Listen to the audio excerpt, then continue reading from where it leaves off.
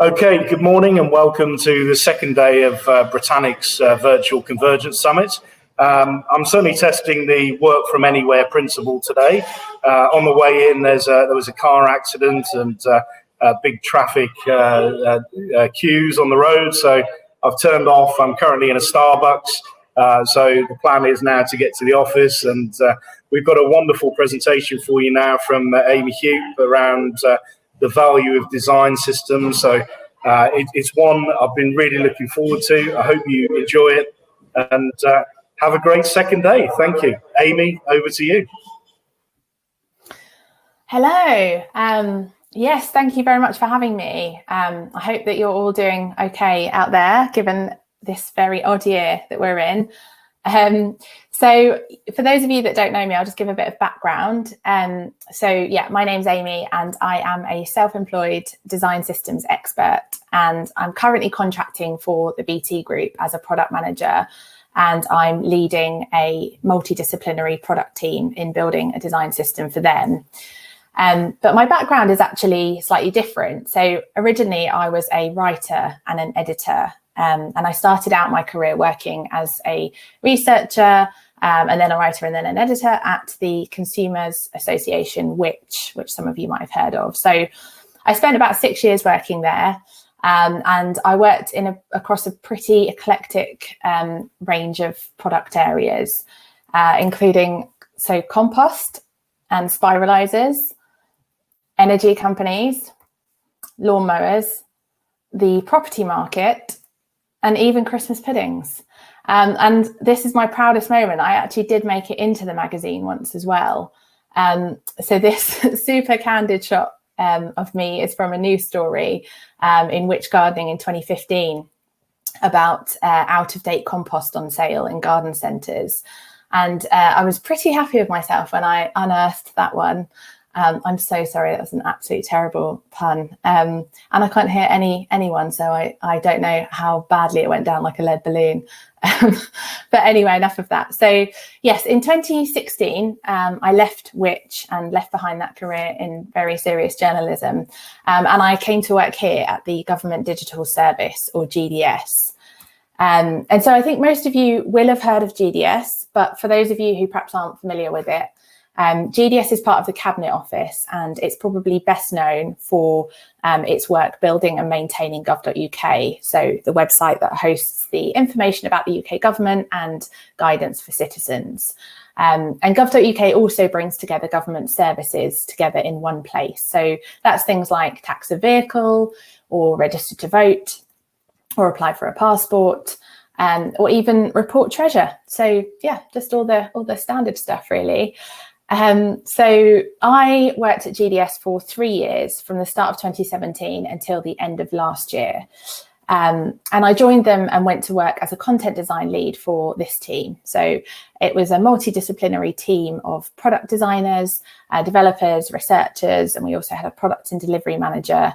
And this is us looking very happy with ourselves in mid-2018 when we launched this thing. So this is the Gov UK design system, and I'm going to talk much more about that over the next half an hour or so. But suffice to say, I absolutely loved my time there, and I became really interested in the design system and actually in design systems in general. So much so that when I left GDS at the end of last year, I went straight to work on another one, this time for a healthcare tech company called Babylon Health, which some of you might have heard of. And I worked on the design system there as a product manager, and I helped the team to launch it and start to scale it across the organisation. And now I work on one for the BT Group, which includes BT, but also EE and PlusNet. Unfortunately, I can't show you a picture of this one as it doesn't actually exist yet, but I'm working there as a product owner and leading a small team of 10 to design and deliver it.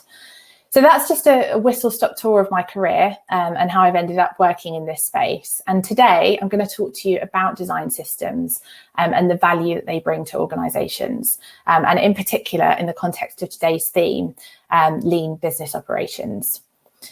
But before I get into it, I want to take a couple of steps back at this point, because having spent the first chunk of my career working as a professional wordsmith, I place a lot of emphasis on language and definitions, and I think it's really important to make sure that we're clear. So my expectation is that some of you will have probably a very good understanding of the term design system, and some of you might be unfamiliar with it. And whichever camp you fall into, your understanding might be different from mine.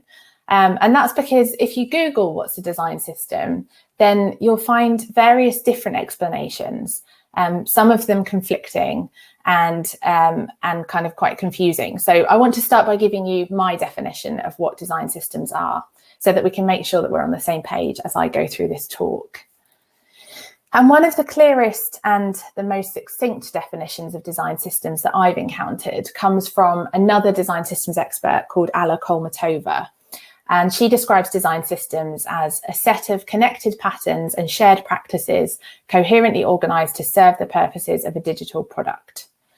Now, this actually comes from Alla's book, Design Systems, for which I'm not on commission, or not yet at least, but which I do really recommend if you're interested to know more about them. It's very good. She does lots of case studies and things. But this definition, as good as I think it is, it might still be a bit abstract if you've not worked with a design system before. So I'm going to attempt to bring it to life a little bit by just walking you through the design system that got me into design systems in the first place. So the Gov.uk design system. So before gov.uk existed, there were hundreds of different government websites, all with different identities. I'm sure some of you remember this. And that meant it was often quite hard to know whether you were really on an official government website or not.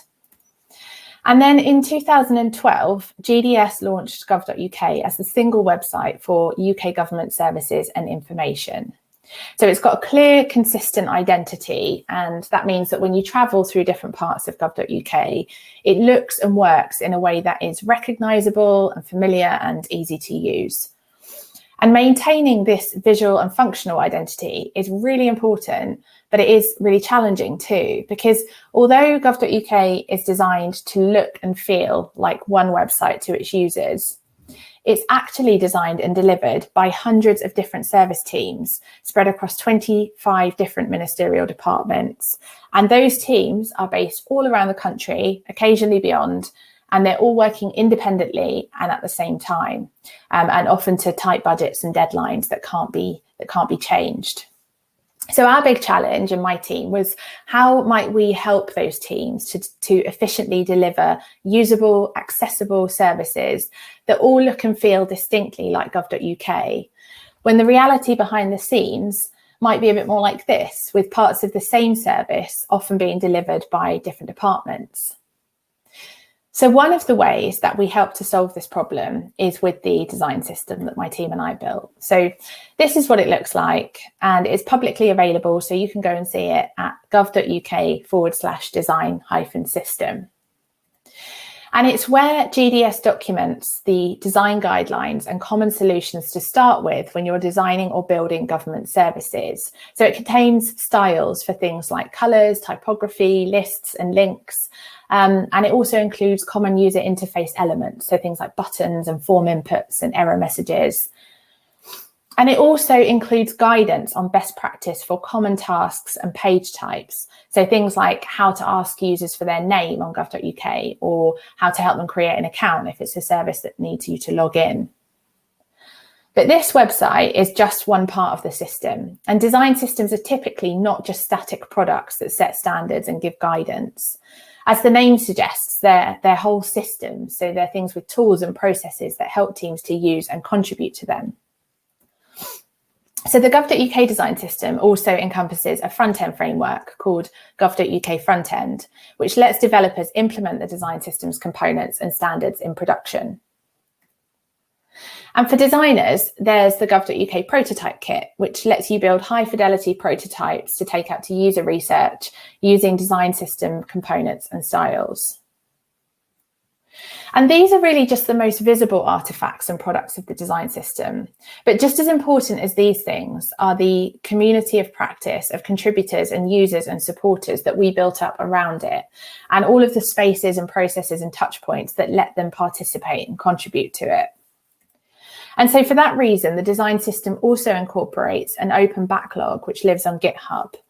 And people use it to share examples and ask questions and propose improvements to the design system. And in this way, the community can share knowledge with each other and help to improve things over time in the design system. And to make sure that the design system incorporates the latest research and design and development from across government, it also has an open contribution model with a decentralized quality assurance model to help the things that it contains make sure that it meets the needs of the large audience that uses it. So now I hope after that quick tour of the GovUK design system, you've got a clearer picture of what design systems are and what I'm talking about as I go through this talk. So today I want to talk to you about the value that they bring to organisations and how, when they're done well, they can become a cornerstone of lean business models. And I think that there are three primary ways that they do this. So when they're implemented and run effectively and they're properly funded, design systems can drastically reduce waste in the product design and development process. They can support continuous improvement of products and services and the teams that use them. And they can improve agility, making organisations much more resilient to change. So let's talk through those claims now one by one, starting off with the first one. Design systems reduce waste. So at the most basic level, design systems exist to solve the common problems centrally and to solve them well enough and make those solutions reusable so that teams can focus on the unique challenges that they're facing. But to understand what that looks like in practice, it's helpful to think about how those inefficiencies occur in the first place in the product design and development process, and how quickly those inefficiencies can scale if they're not reined in. So I'm going to focus on that and walk through the example of a button, which is a seemingly straightforward UI element consisting of just some text on a background shape. But buttons actually encapsulate a number of an organisation's fundamental design decisions, which cut across its products. So we've got its border radius, and then there's the background colour, and its margin, and then there's the text colour and the typography and padding. And although these might all seem like fairly inconsequential things, getting company-wide agreement on any of these things is something that usually takes a fair bit of time and effort and careful coordination. And just to complicate things further, we also have to think about different states. So not just the default, but also what does it look like when you hover over it? And what's the focus or active state? And do we need to have a disabled button? And we'll usually also have to think about different button styles, like secondary text buttons, or even buttons for specific contexts, like sales or purchase buttons. And most organisations have more than one type of button across their websites and applications. So even gov.uk, which is a fairly minimalist website, has different versions of a button. And so again, creating these styles takes time, and trying to align an organisation on a standard approach to them is something that requires effort, otherwise it just doesn't happen. And our products might also need to incorporate different sized buttons for different page layouts or to create hierarchy within pages.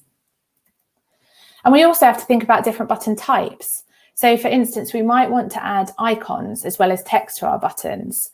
And we might want to use only an icon on certain buttons, or we might want to create buttons for drop-down menus that reveal a list of options, or even split a button to support two related actions. And then we'll probably also have to think about how our button works on different backgrounds. So in dark mode and light mode, for example, or even within different product themes. So let's just think for a second about the people who are building these buttons. So if we've got a small team who are working on buttons as part of a new product or feature, and that team includes a designer, an engineer, and a QA tester, at a conservative guess, that team's going to cost you about £100 an hour. And if we imagine that it takes that team, say 200 hours combined to design, build and test this system of buttons, accounting for all of the states and variants and themes we spoke about, which is not uncommon, at £100 an hour, that's going to cost £20,000.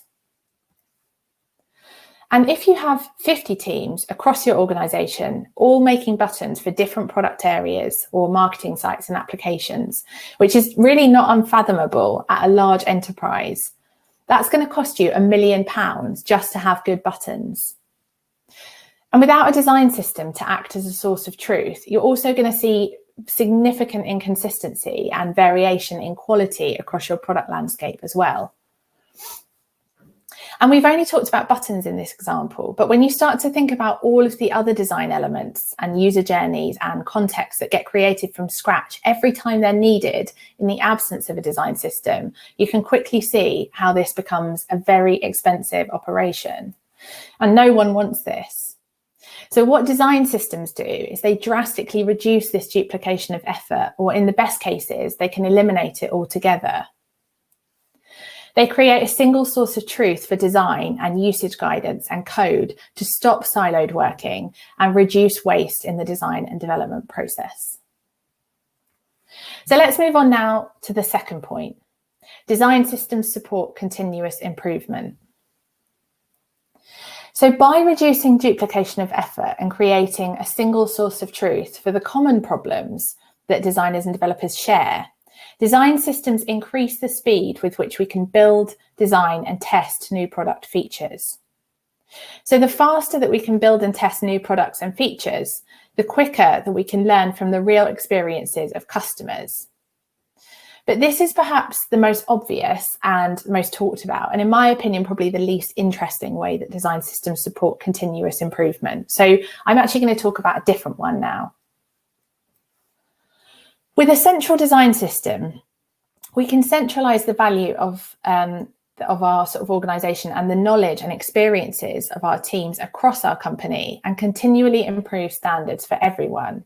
So I'm going to jump into an example here. And the example I'm going to talk about involves this team. So this is the team that I worked with at Babylon Health earlier this year. And when this photo was taken, obviously social distancing was not in effect at this point. And we were very happy because we just launched the design system for Babylon. So it was called DNA, just to stick with the healthcare theme. And the first version of it contained a set of brand guidelines, as well as some components and some content guidance. And it was all based on what teams were already using. And that's because before DNA existed, the teams at Babylon were working from various different design and code libraries to design and build their products. So they had started to try and do this consolidation. But before the DNA came along, the problem was that there were lots of them and they were split across different spaces and tools. And so for our first release of DNA, our focus had just been on bringing everything together in one place to try and stem the flow of new versions, to try and consolidate resources down into one single central space.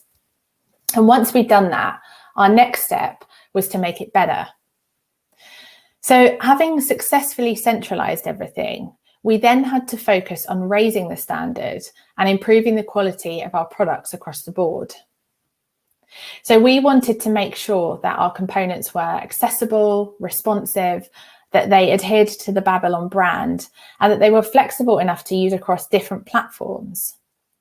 And at Babylon, we also had to think about how the system might support different partner products, because Babylon provides software not just for its own products, but also for various partners. And so we had to think about how we would handle that in the system as well. And there was a fair amount of work to do for us to get to this point. And so we started to pick through components one by one and to review and improve them.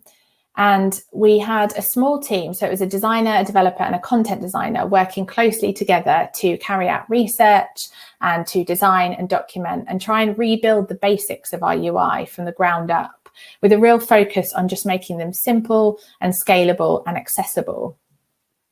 But we didn't get that far into it before our colleagues really wanted to know more about what we were up to. So we'd get questions from teams wanting to know when the new components would be ready, so that they would know whether they should wait and include them in their next release or push ahead with a product level version and then just come back and update them later. And we'd get feedback from developers and designers about bugs and issues with existing components. So, for example, telling us that certain components didn't work correctly in browser versions or with different operating systems. And we'd also get requests to contribute new components or improvements to existing ones. And we started to realise that by reworking these components through a closed process just carried out within our team, we were missing out on an important opportunity to try and build awareness and support for the design system, and also to get valuable insights that would inform the improvements that we were making. And so we opened this process up. So unlike at GDS, at Babylon, we didn't have a team big enough to support a large-scale, very comprehensive contribution model. And we also didn't necessarily have the bandwidth to support contribution reactively in response to people coming to us and asking to contribute, alongside the work that we were doing to build out the design system. So we had to think about how we would take control of this process in a way that wouldn't overwhelm us. And so we started to run these weekly sessions called Atomic Thursdays, with every week being dedicated to reviewing and improving just a single component. So we'd create posters like these ones that you can see here, and we would advertise the session internally each week across our Slack channels and our newsletters, telling people what we'd be focusing on so that they would know whether it was relevant or not, and they could decide whether to attend based on that. And then in the sessions, we'd hear from designers and developers who were actually using the components day to day about how to improve them based on user needs and actual kind of user research and experience that they'd encountered when running their products. We'd also have representatives there from our team who understood how to systematize these components. And as well as that, we would invite along experts across the company in content design and accessibility and engineering and visual design, who would come along and provide feedback using their subject matter knowledge and their professional experience. And through this process, we not only made our components richer and more representative, but we also created a space to share knowledge and to learn from each other. And so in this process of designing in the open, not only did we improve the standard of Babylon's products, but we also increased the knowledge and skills of the individuals in our organisation.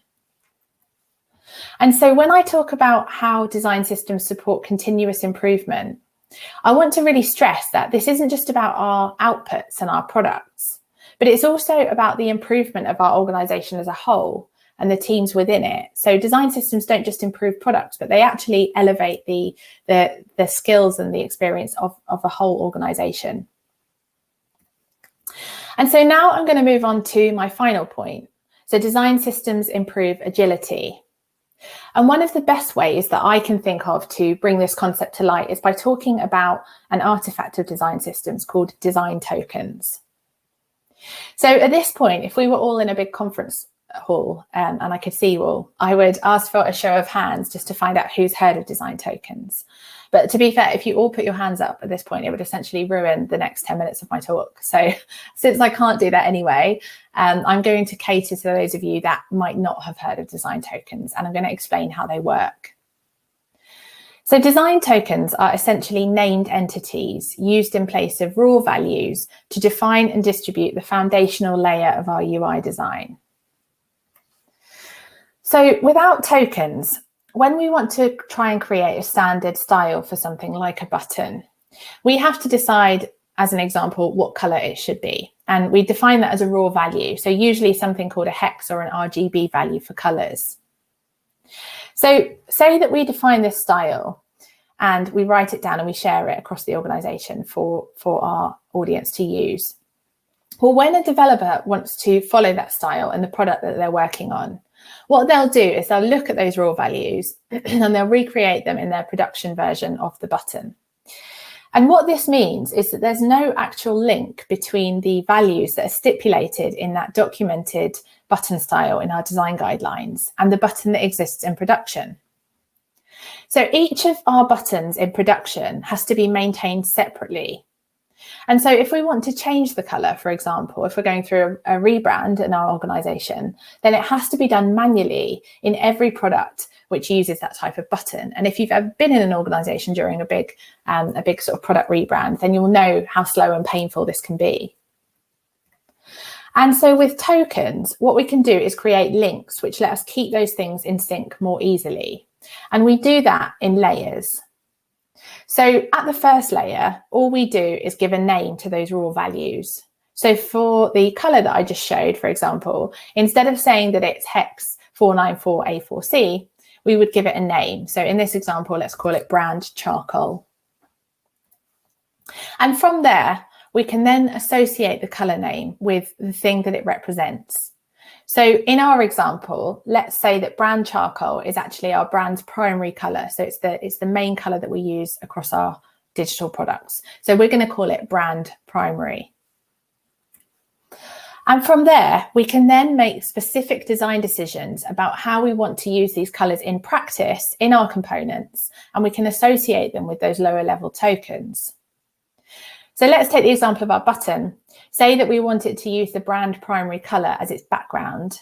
Then what we'll do is we'll set our button background colour to brand primary.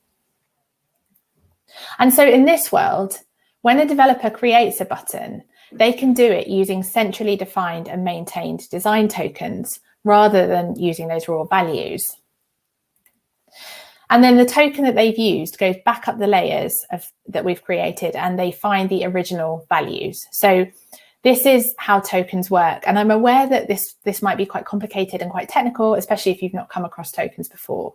But what's really important to us here is the implications of this.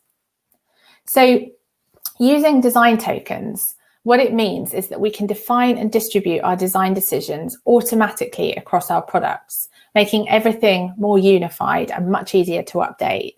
So we can decide to define these things centrally and share them across the organisation. And if we suddenly decided that actually we wanted to change all of our products' primary buttons from charcoal to red, then all we would do is update the token, and the developers across our organisation would just run a quick update, and those changes would be rolled out across all of the products using our tokens. And I've only talked about colours here, but this example from the Salesforce design system shows the breadth of what tokens can do. So we can use tokens to define our colours, but also our fonts, opacity, line heights, spacing, radius, layouts, really all kinds of things. And they can also be created in a way that lets them be used across different platforms. So we can define these once in a central space, and they can be used across web and native applications. And we can distribute them directly into design tools as well, like Figma or Sketch. So designers and engineers can work from a single source of truth. And this massively improves the efficiency and the visibility of our design process. So in this way, design tokens can be used to define and maintain lots of our foundational design decisions, which helps us to massively increase the efficiency of our product design and development work, and to introduce large-scale changes more easily. And by codifying and systematizing the building blocks of our design like this, it frees us up to concentrate on new challenges when we're presented with them. And obviously all of us have faced a very real need to do that this year. So when the coronavirus pandemic took hold and much of the world went into lockdown, the demand on our digital services grew quickly and exponentially. So experiences which may have been passable or acceptable in a pre-COVID world, where offline channels were more readily available to support and assist them, were no longer viable. And many organisations providing offline services had to quickly think about creating digital alternatives. And this was really no time for any of us to be negotiating the basic design decisions of our products. And so I'm going to talk now about two examples of how organizations were able to mobilize quickly by leaning on mature codified design systems. So the first example that I want to share is from Barnardos.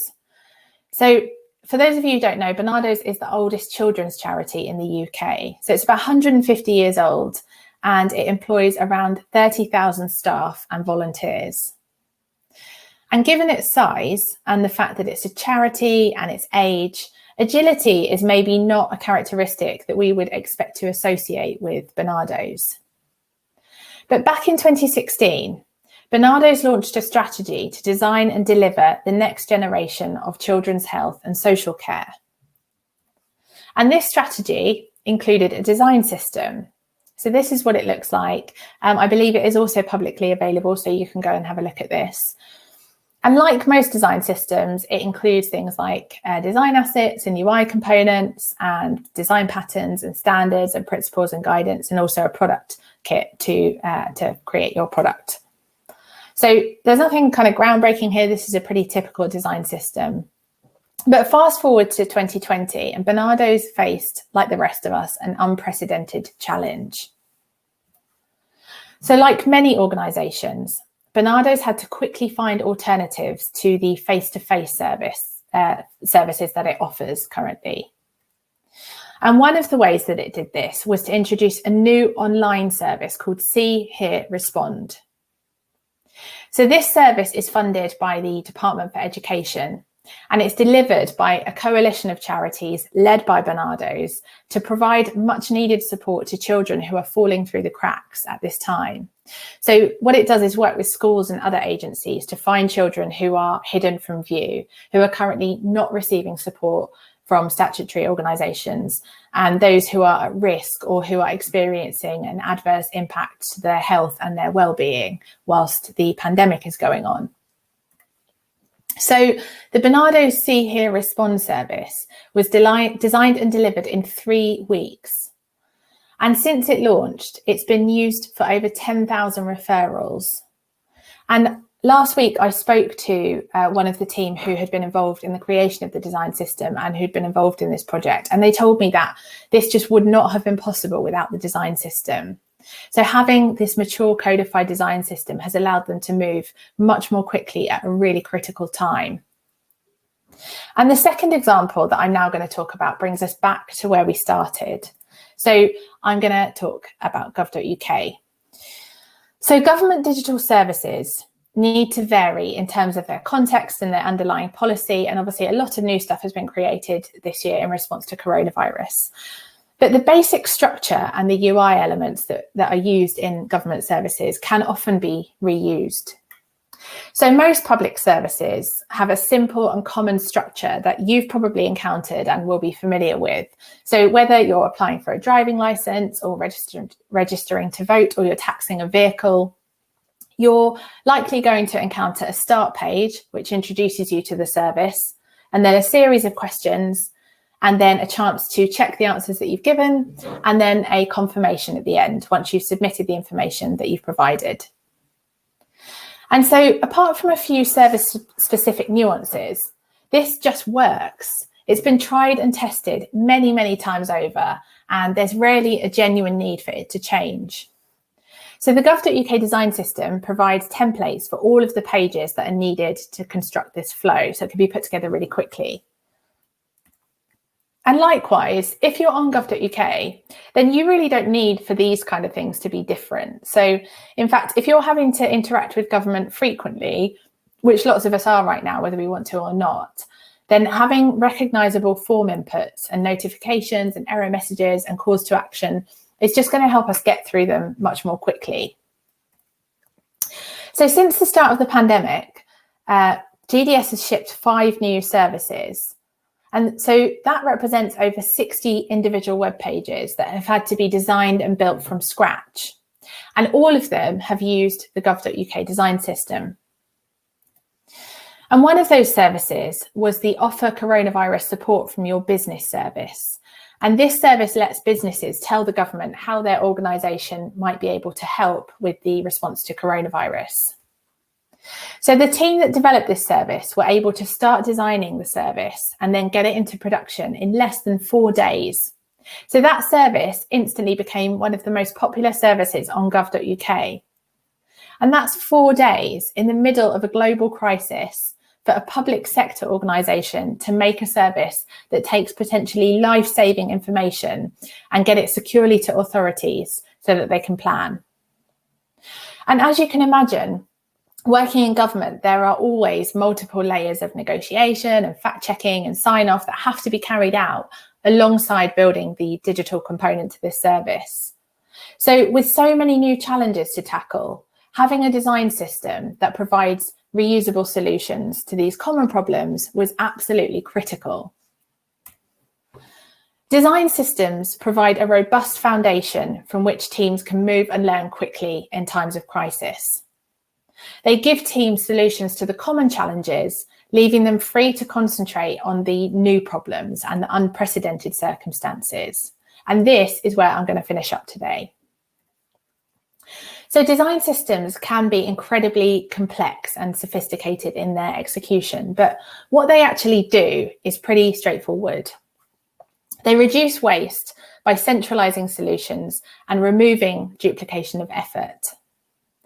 They support continuous improvement of our products by enabling teams to move faster, increasing the speed with which we can build and test new products and features. But as I've talked about, they also support continuous improvement of our teams and organizations by eliminating knowledge silos and creating opportunities to share skills and experience and research findings across our companies through collaborative open working. And finally, they improve agility. They take care of the basics and the knowns so that teams can focus on adapting to change and solving new problems when it really counts. Thank you very much.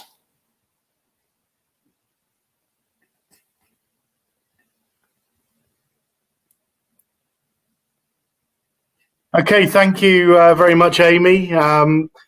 Brilliant presentation, some really insightful points in there. I hope you've all taken a lot from it. Work from anywhere. I'm now in the office, so hello again. So do we have any questions for Amy following the presentation? I'm just scrolling through the chat system. Okay, I can't see any at the moment. If there are any, please do add them.